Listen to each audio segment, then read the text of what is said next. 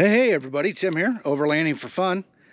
Just thought I'd take a few minutes on this beautiful sunny day and talk about some of the mods that I've done to the Bronco. So some of these things you've seen on video already, some you've probably seen on maybe Instagram or Facebook, but I thought maybe we'd talk about them a little bit more in depth.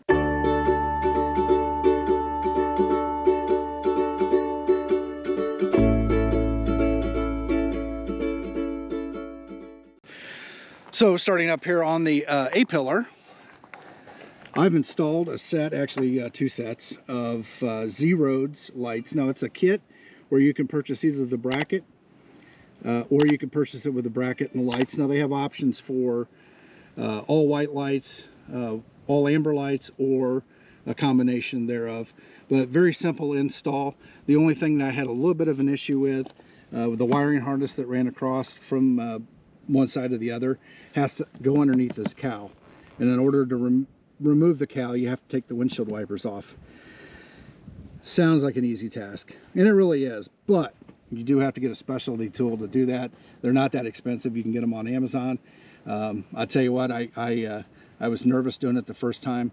Obviously the Bronco, as new as it is, replacement parts are not very easily obtainable. So I was scared, to be quite honest. But I'll put a link to that tool and what I used down below.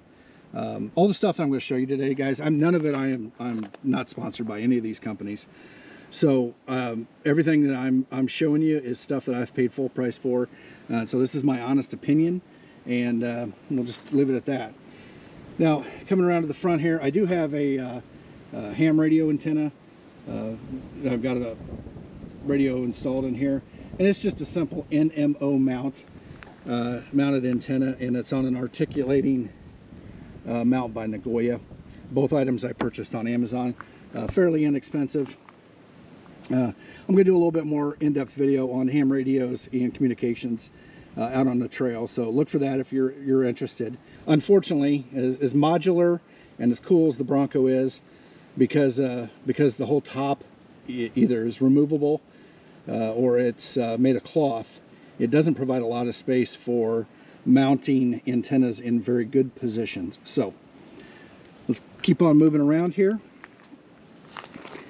Now along the front I purchased a 6-light light bar from Z-Roads. Once again, this uses the factory mounting points for the modular bumper, so it's just easily bolt on. It will support up to 6 pod lights, and once again, you don't have to use Z-Roads, you can use other manufacturers. They do offer kits with the lights in them, and once again, you can get them with either 6 white lights, 6 amber lights, or 3 of each.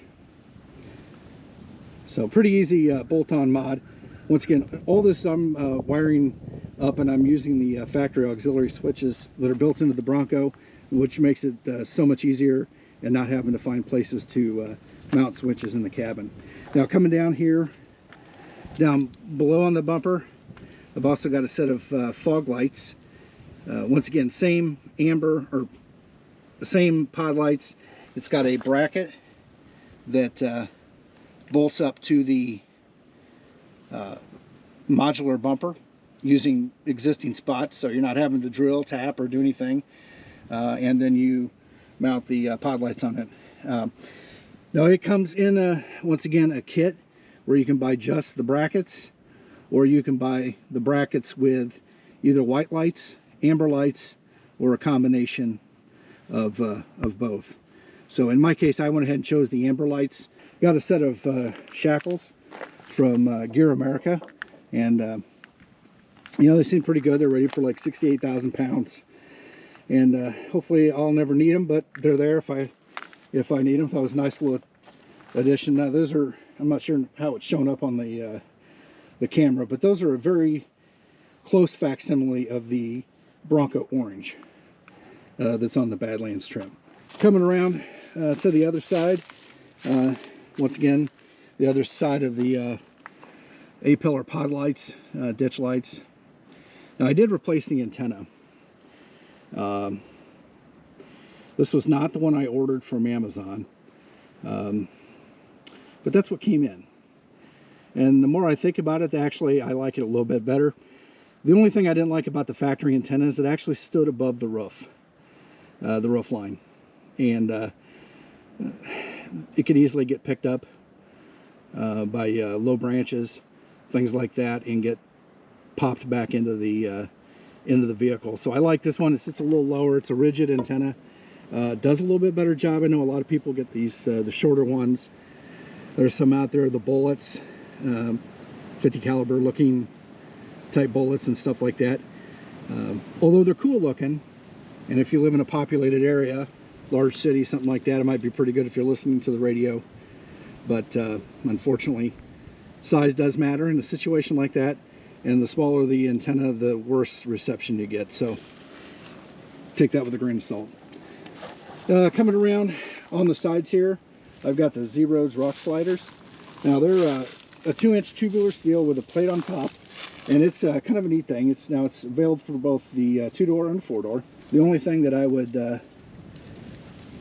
caution against is that, and this I think is with any of them, and it's not with Z-Road specifically, but it is with Ford, that if you got one of the vehicles that didn't come with factory rock rails or steps, I don't think all the mounting underneath is there. And so I know there is a kit that you can purchase in addition to these from Z-Roads. I'm sure other manufacturers have something similar to where you can bolt on and basically use. But in my case, I took the factory rock sliders off, put these on. Now, a couple reasons. I have 2 small kids, and these help them get into the vehicle much better. Secondly, the factory rock sliders, and they're body mounted, not frame mounted. There's been a lot of consternation about whether body mounted or frame mounted is better. Is that the Bronco factory rock sliders basically covered up down here and didn't provide any protection out. So this provides, 3 inches, 4 inches of protection outside of the vehicle, which is good for a couple things. Primarily, when you're at the parking lot and in close proximity to other cars. Because of the taller stance, most vehicles are going to hit your rock slider first with their door before they would actually hit the vehicle. So it provides some good coverage there. All right, so continuing on the side of the vehicle here, in the back, I've got a set of decals on here, vinyl decals that were cut out for me by our friends over at Lifestyle Off-Road, Luke. So if you're looking for vinyl stuff, if you've got a YouTube channel, Instagram, stuff like that, and you want to put it on the side, I'd reach out to Luke, and I'll put a link to his website down below. Nice thing about it is he owns a Bronco, so he already knows the sizing, and basically I just said, look, here's what I want, make it look good for me. So and that's what he did. Now coming around to the back, I've got a set of essentially utility lights for the back, also Z-Roads. Now they are on a bracket that bolts to the rear bumper, and as you can see here, it provides protection from the back, so that gives a little bit extra off that way if you're coming down descending off of an obstacle or whatever. You've got protection for your lights. Coming into the back end of the Bronco, I've got the JCR tailgate table. Now, this is a no drill table, and so it you take off the panel that goes across here, you take off this panel, and you take off the rear tire assembly, and that gives you access so you can put a mounting strip in the back here. And I'll tell you what, dude, this thing is rock solid and does not rattle or make noise. Very happy with it, no complaints. And once again, now I'm not sponsored by any of these companies. This is all material or products that I've purchased myself. Now coming into the inside, I went ahead and I mounted the Molle panels by JCR. And I've got them on both sides. And I believe you can buy them as either a set or individually. So if you just want to do something on one side or the other. They're pretty simple. They're just, you pop off this cover here, a couple bolts, this lower bracket, one bracket that goes into the bar, and then The hardest thing you have to do is actually take the loop for the rear seat belt off and put a bracket and bolt it back in, and then those give you your 3 mounting points for this. Now on here I've got a Yaesu FTM 400 ham radio that's connected to the antenna. I've got remote power, I've got remote speaker, and then in the front are 2 more jacks for the control head that's up on the dash, and then also the microphone.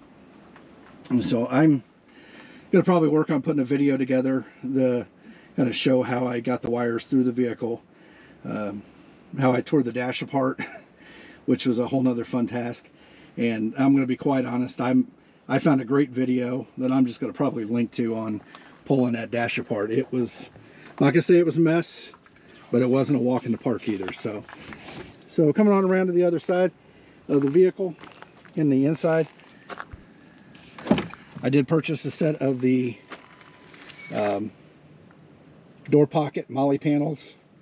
I think that's the name for them, from JCR. I feel like I'm a JCR fanboy, but that's okay. They make good products, and it's made here in America, and I can't argue with that. So I got 4 of those, 2 for the front, 2 for the rear. The front ones were easy to install. Just basically remove the 6 accessory bolts, pull the netting off, and put those back on. Now, there is an option if you do go with this, where you can take the trim piece that was on there holding the factory netting and use it to cover up the panels to kind of make it look a little more factory. But that's an easy option. You don't have to do that. It looks great either way. The only other thing I did with this is I got some rubber edging to put on here, and it's just kind of a pressure fit, fairly inexpensive. I got it off of Amazon. And the only thing I didn't like about these take up a fair amount of room compared to the netting, which, if you look at it, I mean, right here, so that's sprung out a little bit. You can put 20-ounce tumblers in there, coffee cups, stuff like that, a couple bottles of water. It's quite a bit nicer, but it does stick into the cabinet. So if you've got fat legs like me, you might find yourself pushed up against that. So that's part of the reason why I put that on there. It's got obviously this edge right here, and this kind of dulls that and makes it a little more easier. Coming into the vehicle, on both sides I've got these Molle panels, also by JCR, mounted to the trans tunnel, and it gives you the ability to mount stuff here. In my case, I've got a sunglasses holder, because I've got the auxiliary switches. I don't have the sunglasses holder built in. If anybody carries, if you're in a state that allows you to basically carry open firearms, you can mount a holster on here, give you a place to put your firearm while you're driving. It's a nice inclined angle there for easy access if you did need to grab it in a hurry. Not recommending that anybody does that, but I am saying that if you do carry, check your local laws and make sure that that's acceptable. Coming up to the dash, I think people have seen this. I've done a video on it. I got the 67 Designs Bronco rail. Now this is a full-length rail. Goes from one side to the other. I did get a message from 67 Designs that did say that they now have a half rail out too. So it's something you might want to look at. I've got the external speaker for the ham radio connected or mounted to the bracket. This was something that I'm not going to use the word engineered, but this is something that I did. They don't provide a bracket for that, but it is a good platform and easy modification to do. If you need to do something like that, put it in the comment section below and I can let you know how I did it. I've got the phone mounting bracket. I've also got the ham radio for the FTM 400. I got the control head, which allowed me to connect that. So I've got the head unit right in front, so either myself or my passenger can control it while we're on the road. Behind that, I have essentially a 1-inch high GoPro mount, and then I've got a 3-inch GoPro mount. The shorter one, planning to use that to I plan to use the smaller one for a forward-facing GoPro, and then I've got the other one that I can have pointing back to myself if I wanted to do film commentary or whatever while I'm driving. So I've got that too. So that's a quick walk around in a nutshell there. The beautiful thing about the Bronco is the Ford has given us a platform that we can modify the way we want, and there's tons and tons of options. More have come out now in 2022 than were available at the end of 21. So I expect the aftermarket is going to do a pretty good job. So if you like what I got here, let me know down below. If you've got some other options that you like, let me know that too. And as always, if you have any questions, please put those in the comment section below, and I'll try to help you out as much as I can. So with all that being said, hopefully one day we will catch you on the trail. Tim out.